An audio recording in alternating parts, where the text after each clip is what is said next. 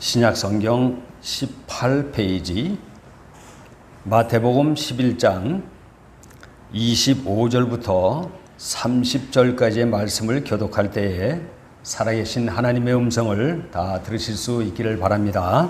아멘. 그때에 예수께서 대답하여 이르시되 천지의 주제이신 아버지여 이것을 지혜롭고 슬기 있는 자들에게는 숨기시고 어린 아이들에게는 나타내심을 감사하나이다. 내 아버지께서 모든 것을 내게 주셨으니 아버지 외에는 아들을 아는 자가 없고 아들과 또 아들의 소원대로 계시를 받는 자 외에는 아버지를 아는 자가 없느니라. 수고하고 무거운 짐진 자들아 다 내게 오라. 내가 너희를 쉬게 하리라. 나는 마음이 온유하고 겸손하니 나의 멍에를 메고 내게 배우라. 그리하면 너희 마음이 쉼을 얻으리니 이는 내 멍에는 쉽고 내 짐은 가벼움이라 하시니라. 아멘.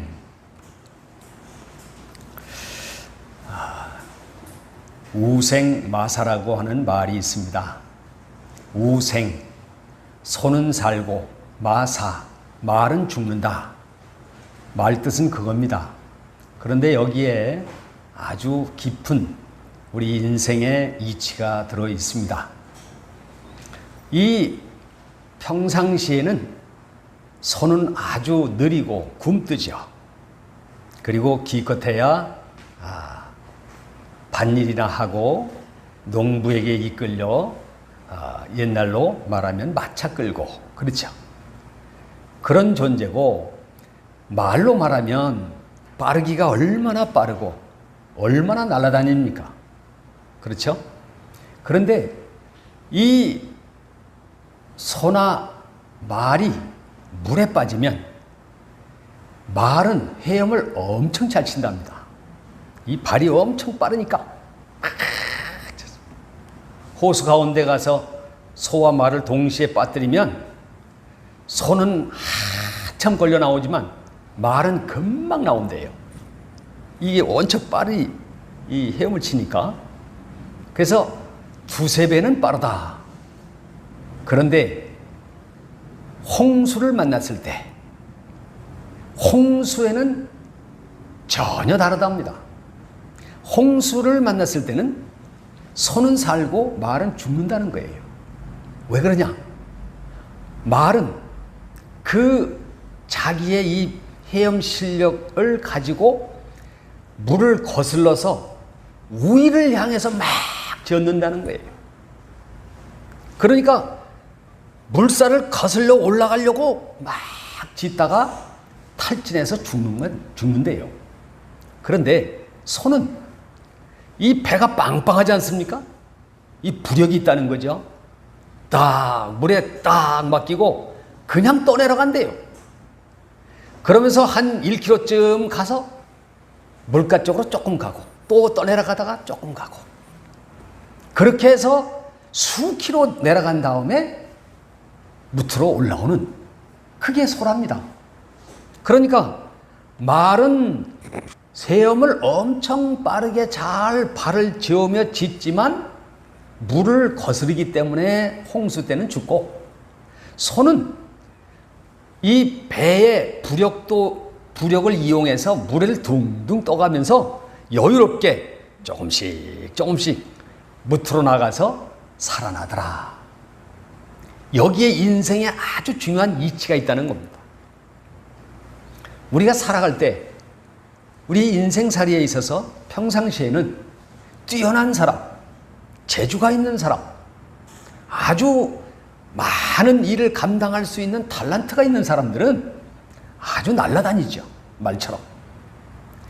그런데 인생에 큰 일을 당했을 때는 이 사람들은 자기 힘으로 그 일을 극복해 보려고 엄청나게 노력을 하고 힘쓰고 애쓰다가 탈진을 한다는 거예요. 그런데 소처럼 평상시에 그저 여유롭고 그저 하는 일 변변치 않은 것 같고 그런데 이 홍수 같은 큰 일을 당했을 때는 그것을 어떻게 내 힘으로 극복해 보려고 애쓰는 것이 아니라 그냥 그 일에 맡기고 그리고 천천히 서두르지 않고 천천히 이렇게 극복을 해내는 그것이 바로 소라는 것을 볼 때 우리에게 이 물에 뜰 수 있는 부력 또 그 지혜로움 거스리지 않는 순리를 따라 살 수 있는 지혜로움 그것이 우리에게 있어야 한다. 옛사람들은 그렇게 이 말을 우생마사라 그랬다는 겁니다. 여러분 지금 우리가 당하고 있는 이 현실은 우리가 한 번도 경험해 보지 못했던 거예요. 그렇죠? 한 번도 경험해 보지 못했던 겁니다. 물론 수세기 전에 전염병도 있었고 패스트도 있고 있었지만 우리가 살아있는 이 때에는 정말 처음으로 당하는 이 팬데믹 상태 얼마나 이 우리에게는 엄청난 홍수입니까? 이러한 인생의 엄청난 홍수가 지금 다가왔는데 과연 나는 말처럼 이것을 어떻게 내 힘으로 극복해 볼까 그저 탈진하도록 애쓰는 사람인가? 아니면 소처럼 이왕 이렇게 된 거 내가 해야 될 게 뭐지? 나는 이 상황 속에서 어떻게 해야 되지? 하면서 여유 있게 한 걸음 한 걸음 나아가는 그것이 우리에게 있어야 한다라는 겁니다. 이 성경의 인물 가운데 우리가 본받아야 할 인물이 바로 다윗입니다.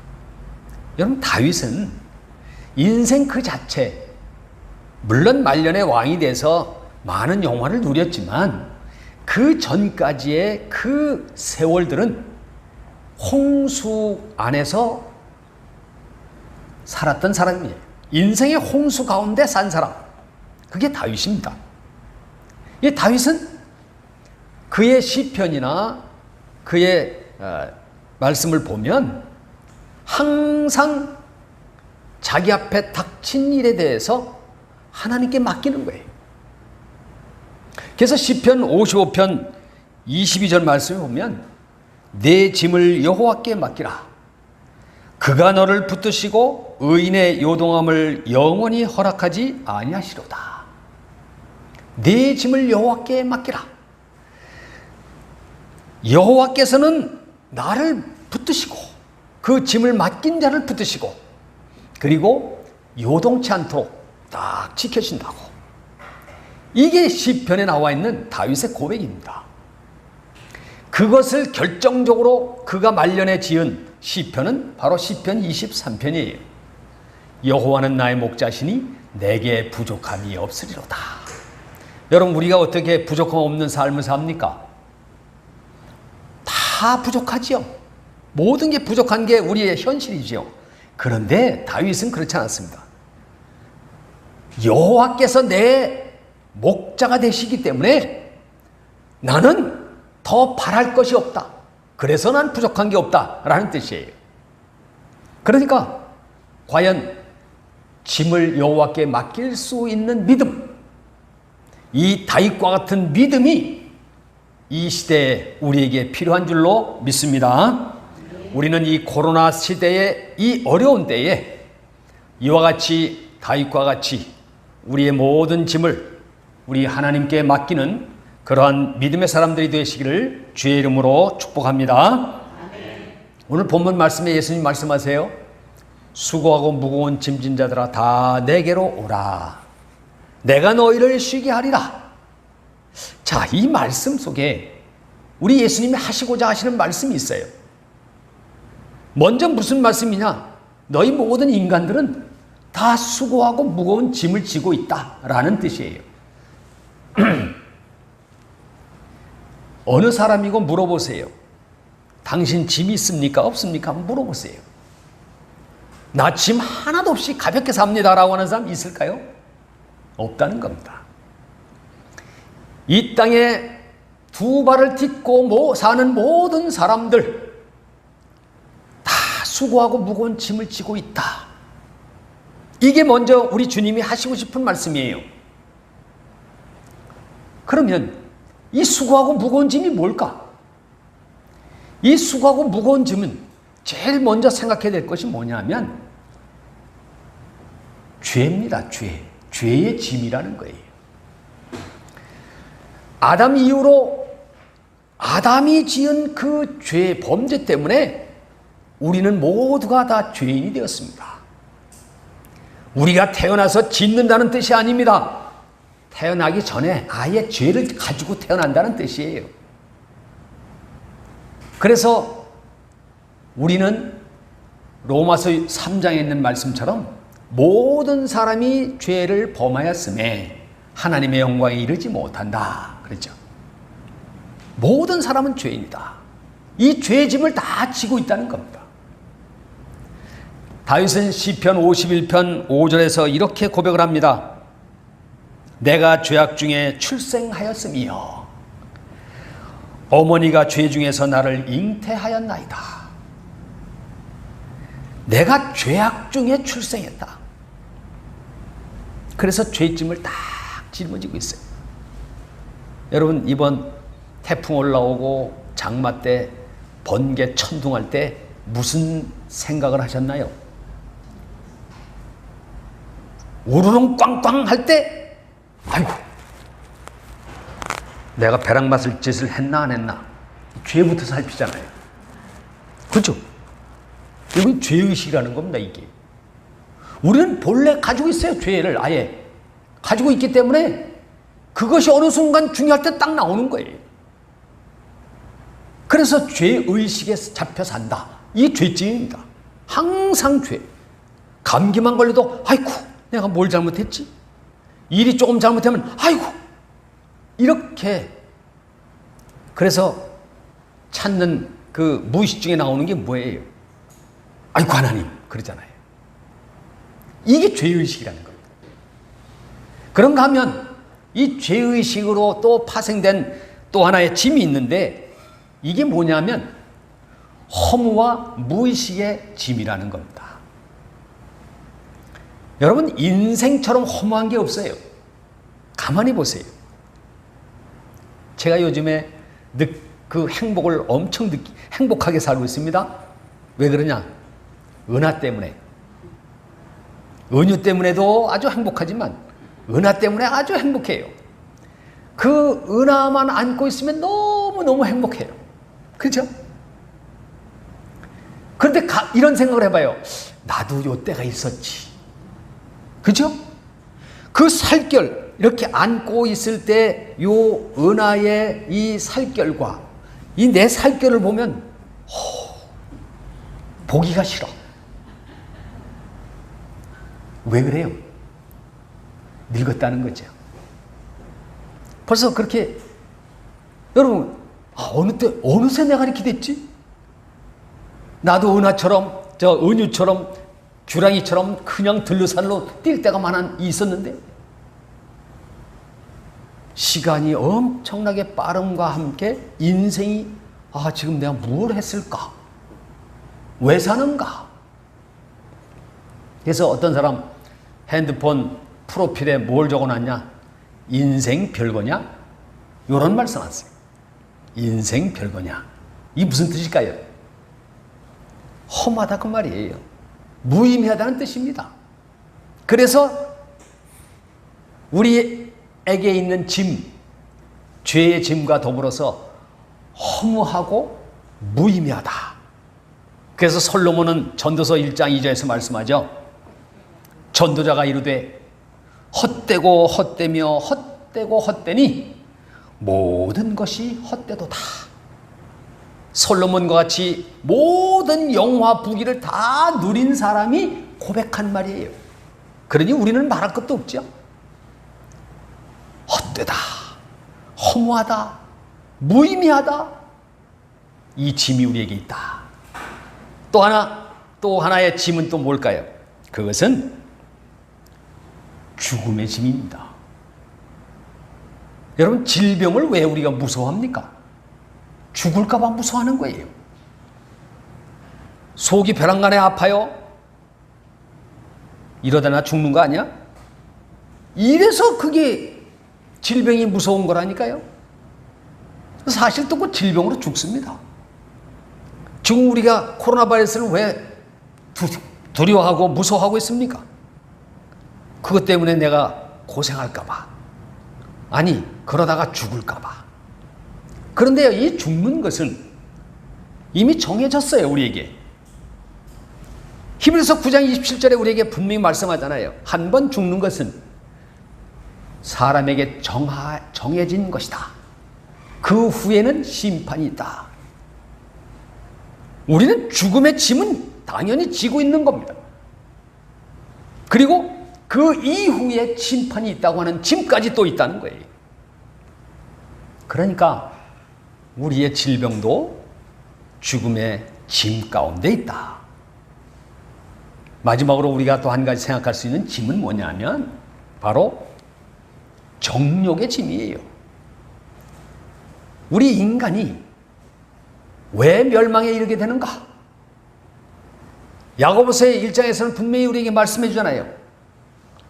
죄가 잉태한 즉, 욕심이 잉태한 즉 죄를 낳고 죄가 장성한 즉 사망을 낳느니라. 그죠? 모든 이 원인은 어디에 있냐? 욕심, 이 정욕에 있다는 겁니다. 이것 좀 없으면 좋겠는데 이놈의 욕심 때문에, 이것 때문에 내가 멸망에 이르는 그러한 짐 가운데 짐을 지고 있다. 그런데 이 정욕이라는 게 어디서 왔느냐? 욕심이라는 게 어디서 왔느냐? 바로 마귀가 갖다 줬다는 거예요. 세상이 갖다 줬다는 겁니다. 그래서 요한일서 2장 16절 말씀에 보면 이는 세상에 있는 모든 것이 육신의 정욕과 안목의 정욕과 이생의 자랑이니 다 아버지께로부터 온 것이 아니요 세상으로부터 온 것이라. 육신의 정욕, 안목의 정욕, 이생의 자랑, 이 세상에서 정욕으로 나타날 수 있는 모든 것이 이 안에 다 있습니다. 그래서 이것은 어디서 왔느냐? 세상에서 왔다는 거예요. 세상의 주인은 누구냐? 바로 사단이라는 겁니다. 이걸 우리가 벗어날 길이 없다는 거예요. 이 짐을 지고 있다는 겁니다. 그래서 우리는 이 짐에 눌려 사는 거예요. 정신과 의사인 데이비드 핑크 박사라고 하는 분이요, 1만 명을 상대로 해서 신경과민과 불안증에 대해서 연구를 했습니다. 이 신경과민, 불안증 1만 명을 상대로 이제 검사를 했어요. 연구를 했어요.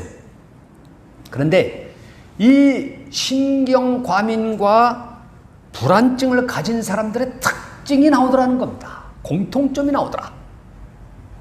그게 뭐냐? 늘 부정한 것만 보고 듣고 말하더라. 그거예요. 늘 부정적인 것을 보고 듣고 말하더라. 여러분 가만히 보세요. 사람이 마음이 이렇게 꼬인 사람은요, 무엇을 얘기해도 이렇게 꽈들어요. 무엇을 보여줘도 이렇게 꽈서 봐요. 무엇이든지 말해줘도 다 속에 뒤에 요거 있다라고 꽈서 봅니다. 그게 신경과민과 불안증을 가진 사람 특징이라는 겁니다. 그러니까 매사가 부정적이에요. 그래서 입에서 떠나지 않는 말이 뭡니까? 안 돼, 못해, 할 수 없어, 이거예요. 그래서 매사에 부정적인 것은 소극적으로 나타나는 거죠. 소극적이죠. 왜? 안 되니까. 할 필요가 없잖아요. 해볼 이유가 없잖아요. 안 되는 거 뻔히 안다, 그 말이잖아요. 이 부정적인 사람은요, 안 되는 걸 저 앞에 딱 갖다 놓고 얘기를 하고 있어요. 그래서 입에서 떠나지 않는 말이 안 돼, 못해, 할 수 없어.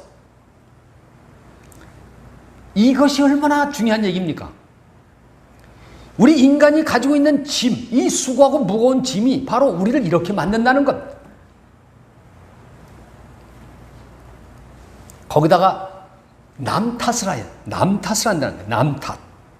네? 자기 잘못은 하나도 없어.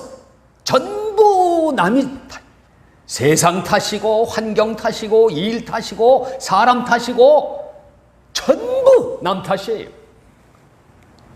그게 특징이라는 겁니다. 여러분, 문제는 나에게 있는데 문제를 남에게서 찾으면 답이 없는 겁니다. 그래서 성경은 잠언에서 이렇게 말씀을 해요. 잠언 19장 3절에 보면 사람이 미련함으로 자기 길을 굽게 하고 마음으로 여호와를 원망하느니라. 이제는 탓하다 어디까지 가요?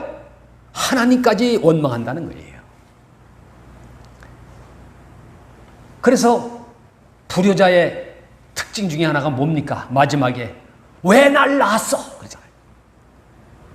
아니 뭐 낳고 싶어 낳나? 하나님이 보내서 나온 건데. 그렇잖아요. 그런데 부모한테 대드는 불효자는 그러잖아요. 나를 왜 낳았냐고. 이게 특징이라는 겁니다. 이게 이 짐을 지고 수고하고 무거운 짐에 눌린 사람들은 그게 특징이라. 이제 어쩌면 좋습니까? 우리에게 죄짐이 있지요. 허무하고 무의미한 그런 짐이 있지요. 죽음의 짐도 있지요. 남 탓하고 원망 불평하는 이 짐까지, 정욕의 짐까지 우리가 몽땅 짊어지고 있는데, 그러면 우리는 이 짐에 눌려서 죽어야 되는 겁니까? 하나님은 그렇지 않습니다. 하나님 우리를 사랑하십니다. 하나님이 세상을 이처럼 사랑하사 하신 일이 뭡니까? 독생자를 보내셨으니. 예수님은 말씀하십니다. 수고하고 무거운 짐, 그 짐으로 지치고 피곤한 인생들아, 다 내게로 오라. 내가 너희를 쉬게 해줄 것이다. 그래서 예수님께서 이 땅에서 오셔서 하신 일이 우리의 모든 짐을 다 지신 것, 그것이 바로 십자가로 지신 줄로 믿습니다. 여러분, 예수님이 십자가 왜 지셔요? 히브리서 4장 15절 말씀에 보면 예수님이 이 십자가를 지셨는데 죄가 하나도 없다라고 말씀을 해요. 우리에게 있는 대제사장은 우리의 연약함을 동정하지 못하실 이가 아니요 모든 일에 우리와 똑같이 시험을 받으시니로되 죄는 없느니라. 우리와 같은 모든 짐을 다 지고 그리고 십자가에 죽으셨는데 그분은 죄 없이 죽으신 분이다 라고 말씀을 하죠.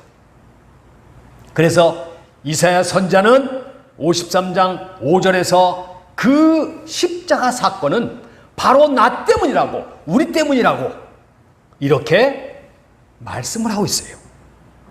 이사야서 53장 5절, 그가 찔림은 우리의 허물 때문이요 그가 상함은 우리의 죄악 때문이라. 그가 징계를 받음으로 우리는 평화를 누리고 그가 채찍에 맞음으로 우리는 나음을 입었도다. 예수님이 징계를 받았기 때문에 내가 평화를 누리는 것이요, 예수님께서 채찍에 맞으셨기 때문에 우리의 질병이 낫는 이 모든 짐을 다 예수님이 지셨다고 하는 그런 뜻이죠. 그리고 예수님께서는 그것을 우리 모든 짐을 다 지고 십자가 돌아가신 다음 3일 만에 부활하셔서 이제는 우리에게 약속을 해주십니다. 내가 너희들을 떠나지 않고 항상 함께하겠다.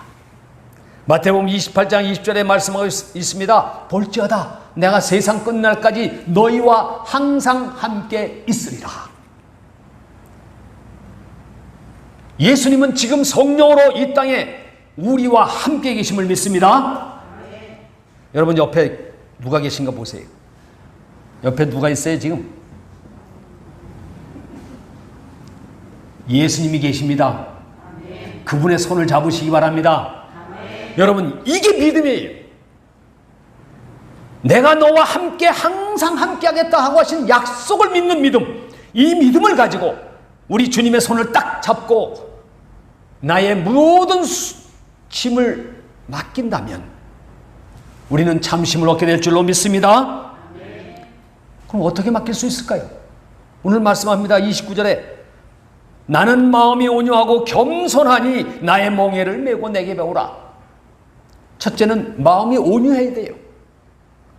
우리 주님께 나가는 사람은 마음이 온유해야 됩니다. 이 마음이 온유하다는 말은 죄를 회개하라는 뜻입니다. 완악한 죄로 인해 완악해진 그 마음을 회개를 통하여 온유하게 하라는 뜻이에요. 예수님 말씀하십니다. 회개하라, 천국이 가까이 왔느니라. 하나님께 나아가는, 예수님께 나아가는 그 길은 회개밖에 없다는 거예요. 회개. 그래서 우리가 회개를 통해서 완악한 마음을 온유한 마음으로, 그리고 또 한 가지 겸손하니라고 말씀을 해요. 이 겸손하니라는 말은 나는 아무것도 할 수 없습니다 라고 하는 나의 무능력함을 고백하는 거예요. 여러분, 사람이 무언가 할 수 있다, 내가 뭔가 할 수 있다 그러면 그 사람에게는 겸손치가 않아요. 그 대표적인 사람이 누구였을까요? 바로 야곱이라는 사람이었습니다. 야곱은 굉장히 자신만만한 사람이에요. 그죠? 또 그가 수고해서 많은 또 가족도 재산도 많이 그렇게 확보했던 성공한 사람입니다, 사실.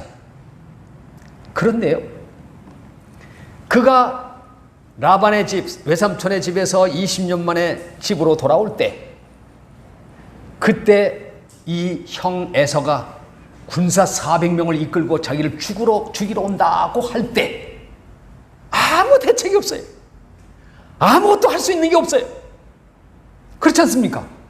야곱이 만약에 군사가 그때 400명 이상이 있다 그러면 아마 형하고 싸웠을지도 몰라요. 그런데요, 군사가 없어요. 그래서 기껏 한다는 게, 계략을 짠다는 게, 자기 제일 미워하는 부인과 자식들은 맨 앞에, 예? 제일 사랑하는 건 맨 뒤에다가 뭐 이런 거나 궁리하고 앉았고 그랬다고요. 얼마나 머리가 아팠을까요? 그러다가 야복강에서 두 손을 바짝 들잖아요. 하나님, 저는 아무것도 할 수 없습니다. 천사가 야, 나 가게 나 좀 놔줘라. 아니요, 나를 구해주지 않으면 나는 여기서 죽습니다. 나를 살려주십시오. 그죠? 여러분, 겸손이 뭘까요? 내가 아무것도 할 수 없습니다라고 하는 거예요. 여러분, 어찌 보면 지금이 겸손할 때예요. 인간이 뭐 할 수 있는 게 없잖아요. 기껏 한다는 게 그저 검사하고 확진됐으면 그저 병상에 여길 보낼까 저기 보낼까 그것만 하고 있잖아요. 지금 바이러스하고 아무리 싸워서 지금 배이도 않고 힘들잖아요. 지금 인간이 이걸 알아요. 근데 오늘 보니까 누가 뭐 과학이고 의학이 뭘 이걸 감당하는 거고 뭐라고 했었대요? 여러분, 그거 아니잖아요. 그러면 벌써 그거 끝났어야지. 할 수 없습니다. 그러니 도와주십시오. 뭐 이랬어야 되겠는데. 그거 예배 드리지 말라니까. 이건 과학이지 종교가 아니란 말이야. 이러고 나오더라고요. 그래서 아이고, 저 양반 큰일 났다. 설사 교회가 잘못이 좀 있어서 할 말이 많이 있겠지만 그건 아니죠. 하나님의 존재를 부정하고 그걸 대항하는 건데 말 조심해야죠. 그분이 바로 우리 교단 총회장님이거든요. 김태형 목사님이. 우리는 종교가 단순한 사업장과 이런 장사 영업장이 아닙니다. 생명보다 더 귀하게 하는 것이 예배입니다. 이 말은 뭐겠어요? 하나님의 절대 주권 아래 우리는 믿음을 갖고 산다는 거 아닙니까? 그런데 그게 무슨 얘기냐고. 이 방역은 과학과 의학의 영역이지. 이러면서 아주 막 빵빵 그러더라고요. 야, 얼마나 오만한 겁니까? 그러니까 그 총회장님 그러잖아요. 마치 교회를 공권력으로 어떻게 할 것처럼 느껴져서 크게 놀랬다. 여러분, 이건 굉장한 말입니다. 물론 교회가 여러 가지 잘못을 했어요. 그걸 부인하는 건 아니에요. 그러나 하나님까지 그렇게 막 대하면 안 되죠. 그거는 아니라고. 여러분, 이거는 겸손해야 됩니다. 하나님이 지금 원하시는 것은 너희들은 수고하고 무거운 짐진 자들이기 때문에 내게로 와야만 해결이 될 수 있다 라고 하는 경고의 메시지인 줄로 믿습니다. 오토원의 윤현 권사님이 저에게 카톡으로 기도 제목을 수시로 보냅니다. 수시로 받아요. 또 그 기도 제목을 가지고 제가 기도를 하면 하나님 말씀을 주세요. 그러면 그 말씀 가지고 기도문을 해서 보내드려요. 요즘엔 더더구나 이 때도 그렇고 또 거기에 이 고소탈은 환경에 관한 문제이기 때문에 예민하기 때문에 환경 인증 문제가 아주 심각하거든요. 인증을 받는 것이 아주 어렵거든요. 그러니까 그냥 보내고 그래요. 그런데 그분이 그 말씀을 제가 통해서 기도를 같이 해서 보내면 조금 있다가 바로 연락이 와요. 목사님, 기도해 주셔서 고맙습니다. 이게 해결됐습니다. 그분들은 사실 우리가 개척할 때부터 알았으니까 벌써 16년, 17년 돼가죠. 우리 개척할 때 그분하고 계약을 하고 얻어서 했으니까. 그런데요, 정말 어려운 많이 당했어요. 공장이 불나가지고 사람이 죽질 않나. 아주 우리 권사님도 또 화상을 입질 않나. 무슨 또 이 집사님도 또 어려움 당하고. 하여튼 계속 우리가 그럴 때마다 같이 기도하고 그랬는데 요즘은 더 특별히 더 그래요.